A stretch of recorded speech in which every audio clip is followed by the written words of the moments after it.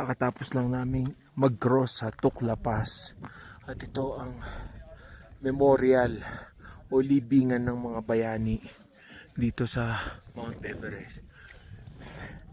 Ang mga nakikita nyong bawat patong-patong na bato ay alaala ng bawat isang mountaineer na nangahas, subok at nagtagumpay in their own right to scale the highest mountain in the world.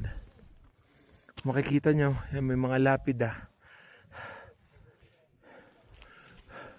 Ito si Sean Egan in 2005.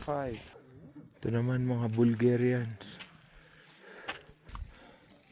At bawat isang tumpok ng bato sa mga yan, a brave soul. Napakarami. Ito naman si Babuchi Richard. Climbed Everest for 20 times. Yan. Isang legend sa mga Sherpa ng Himalayas. And this is the memorial dedicated to Rob Hall, the legend of the 97 Everest expedition, as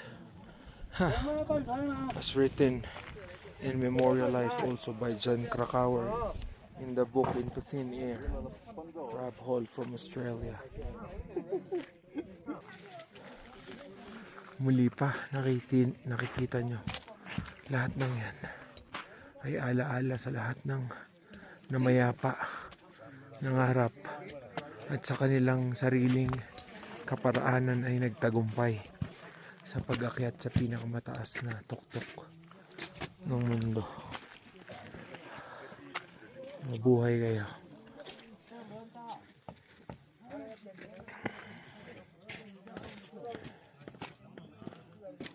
Sa kanilang mga yapak, tayo ay sumusunod para sa pangarap.